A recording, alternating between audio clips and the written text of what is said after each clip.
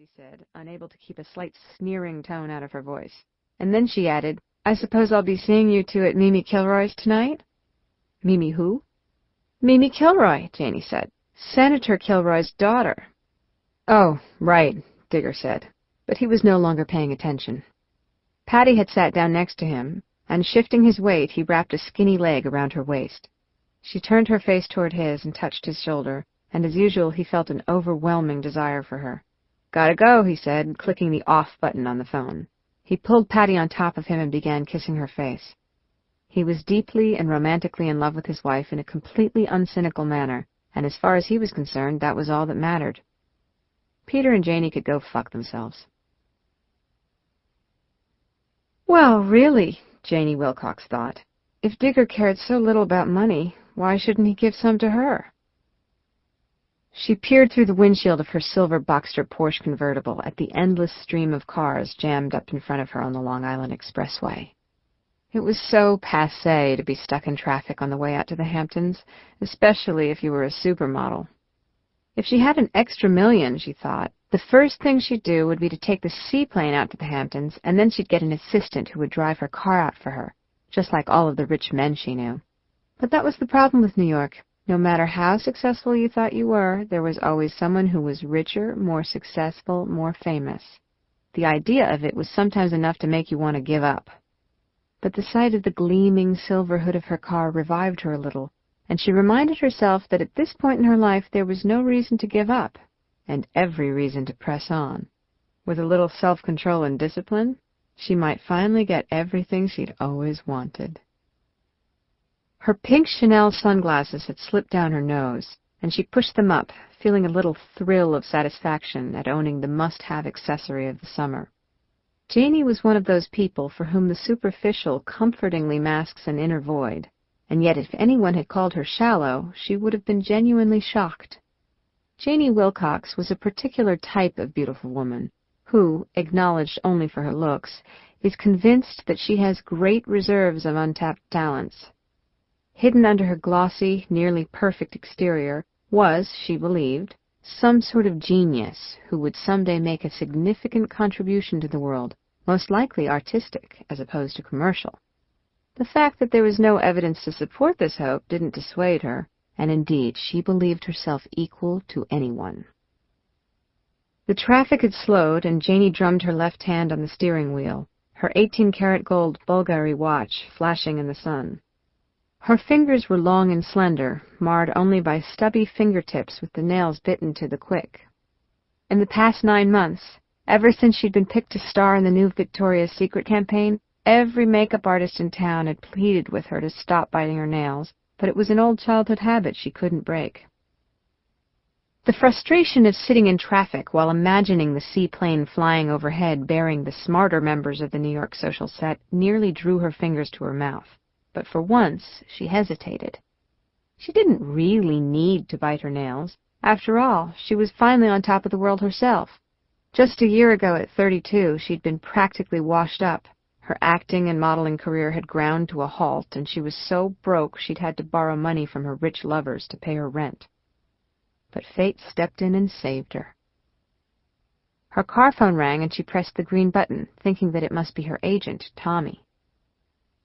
A year ago, Tommy wouldn't even return her calls, but ever since she'd landed the Victoria's Secret campaign and had her face plastered on billboards and featured in every magazine in America, Tommy was her new best friend, checking in with her several times a day and keeping her apprised of the latest gossip. Indeed, it had been Tommy who had informed her that morning that Peter Cannon had been arrested in his office yesterday, and they'd had a delicious chat dissecting Peter's character flaws. The main one being that Peter had lost his head working with celebrities and had somehow fancied that he'd become a celebrity himself. New York might have been the land of reinvention, but everybody knew there was an unbreachable line between celebrities and service people, and lawyers, for all their education and expertise, were still service people. Peter's story was now circulating as a cautionary tale. When one tried to circumvent the natural laws of celebrity and fame, the result was likely to be arrest and a possible jail sentence. But instead of Tommy's sycophantic, "Hi, gorgeous," a woman's voice with a clipped English accent inquired, Janey Wilcox, please. This is Janey. I have Mr. Comstock-Dibble on the phone. Can you take the call? And before Janey could respond, Comstock himself came on the line. Janey, he said gruffly. Janey hadn't seen or heard from Comstock-Dibble for nearly a year, and the sound of his voice brought back a host of unpleasant associations.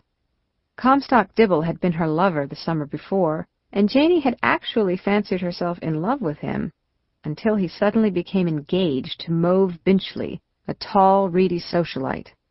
His rejection of her in favor of another woman had been made all the more bitter by the fact that this was a scenario that had repeated itself many times in the past. While men were perfectly happy to date her, when it came to the ultimate union of marriage, they always seemed to spurn her in favor of a more suitable candidate. On the other hand, Comstock-Dibble, the head of Parador Films, was one of the most powerful men in the movie business, and it was entirely possible that he was calling to offer her a part in his next film. So, although she longed to teach him a lesson, she knew it would be wiser to tread lightly. That was what surviving in New York was all about, putting aside your personal feelings in favor of the possibility of advancing your position. And so Janey said, "Yes, Comstock." His next words, however, sent a jolt of fear through her body. "Janey, you know that you and I have always been friends." She said flirtatiously, "Are we friends, Comstock? Gosh, I haven't heard from you in nearly a year. I thought maybe you were calling to offer me a part in your next movie." "I didn't know you were an actress, Janey." This was a jab. Comstock knew perfectly well that she'd starred in that action-adventure film 8 years ago, but she didn't take the bait. "There are a lot of things you don't know about me, Comstock, because you haven't called." "I'm calling now," he said. "So, when am I going to see you?" she asked. "That's what I was calling about." "Don't tell me that you and Mauve broke up." "Mauve's a sweetheart," he said, somehow implying that Janey wasn't. Janey said snidely, "Why shouldn't she be? I mean, what has she ever had to do but inherit millions of dollars?" To which Comstock replied in a warning tone of voice, "Janey." "Well, come on, Comstock, you know it's true," Janey said. "After all, it's easy to be nice when you've never had to work for your money." Comstock sighed as if she were completely hopeless and said, "Don't be jealous." "I'm not jealous," Janey squealed. There was nothing she hated more than having her deficiencies pointed out to her. "Why on earth would I be jealous of Mauve Binchley?" Mauve was, in Janey's estimation, practically ancient for a woman, nearly 45. Comstock suddenly repeated, "Janey, you and I have always been friends," and added, "So I know you're not going to make trouble for me." "Why would I make trouble?" "Now, come on, Janey, you know you're a dangerous woman." Janey's initial reaction was to be pleased with this sally, but she suspected there was a veiled threat behind Comstock's words. Last year, when she'd been broke, people had whispered behind her back that she was a whore. This year, now that she was finally successful in making it on her own, they were whispering that she was a dangerous woman. In a sultry voice that belied her growing consternation, she said, "If you want to be friends, Comstock, you're doing a pretty bad job of it." He laughed, but in the next second his tone became menacing. "You know better than to fuck with me," he said. And for a moment Janey wondered if he was going to explode in one of his legendary outbursts. "I know you're going to Mimi Kilroy's tonight." Janey was so surprised she started to laugh. "Really, Comstock, don't you have better things to do than to call me about a party?" "As a matter of fact, I do," he said. "And that's why I'm so pissed off about this. God damn it, Janey, why can't you just stay home?" "Why can't you?" Janey asked. "Mauve is Mimi's best friend." "So?" "Listen, Janey, I'm just trying to give you a friendly warning. It's better for both of us if no one knows we know each other." "No, Comstock, it's better for you if no one knows you fucked me last summer." And then Comstock finally did lose his temper. "Will you shut up and listen, you fucking cunt?" His scream was so loud that Janey was convinced he could be heard by people in the neighboring cars. And if he thought he could talk to her like that, he was sorely mistaken. "Now you listen, Comstock," she said with a frigid calmness. "All you're saying is that I was good enough to fuck last summer, and this summer I'm not good enough to know you. Well, let me tell you something. I don't operate that way." "We all know how you operate, Janey," he said ominously. "The difference between you and me is that I'm not ashamed of anything I've done in the past," Janey said. "Just keep the fuck away from me. I'm warning you, this could be a disaster for both of us." And with that, he hung up. "Goddamn Comstock," Janey thought as she pressed down on the brake. The traffic had come to a standstill, and she leaned her head to the side. This was supposed to be her triumphant summer, she thought angrily. Her new commercial, in which she pretended to sing and play a white electric guitar while wearing nothing more than a white silk bra and panties, had begun airing 3 days ago to great fanfare, and now that she was a famous supermodel, she knew this was the summer to strike. She planned to cultivate the movers and shakers who populated the Hamptons every summer. Her dream was to have a salon where artists, filmmakers, and writers would gather to discuss intellectual topics. If pressed, she would have to admit that eventually she wanted to direct. But most of all, she was assuming her new supermodel status would enable her to get a much better man. Naturally, she wanted to be in love, but behind every great match, wasn't there a touch of cynicism? And there was nothing the public loved more than the alliance of two famous people. But suddenly, Comstock's phone call made her question all that, and for a moment she wondered nervously if she had indeed come as far as she'd imagined. She gripped the steering wheel, and as she did so, her eyes fell on her bitten nails. She quickly slid one hand between her legs so she wouldn't have to think about her fingers, and tried to reassure herself that what Comstock had said wasn't important. After all, he was probably angry that she'd become a famous supermodel, and he had let her go. But his words were a niggling reminder of everything that was wrong with New York. A man could sleep with as many women as he liked, but when it came to sex, there were still quite a few people in society who clung to the old-fashioned notion that a woman shouldn't have too many partners. Oh, a woman could certainly have some sex, but there seemed to be some unspoken limit as to the number of men a woman could bed, and having passed that limit, a woman was no longer considered marriageable. She certainly did seem to have more sex with more men than most of the women she knew, and she knew that behind her back people had whispered that she was a slut.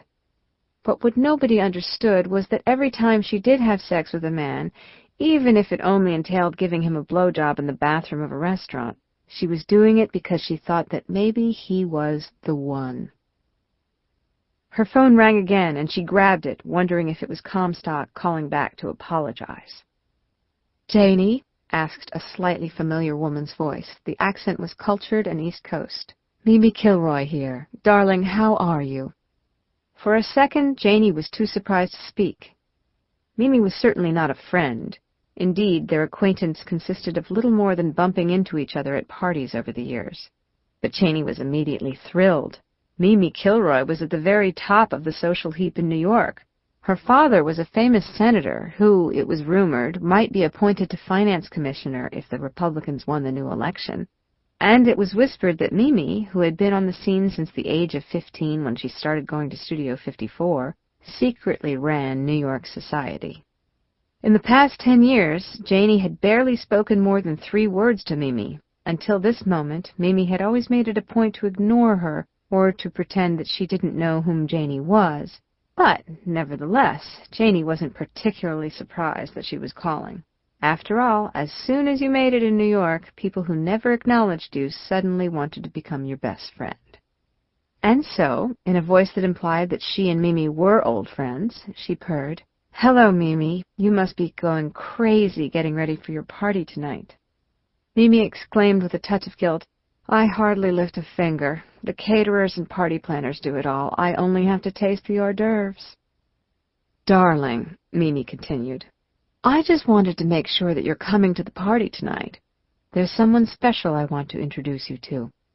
His name is Selden Rose, and he's just moved here from California. Do you know him? He's the new head of Movie Time, the cable channel. You're probably like me, you don't watch TV, but apparently it's a very important job. And he's gorgeous and 45, divorced, no kids, thank God, so he's relatively fresh. But most of all, darling, he's terribly, terribly real. Not a bit like us," Mimi said with a knowing laugh. "Of course, I don't expect you to fall in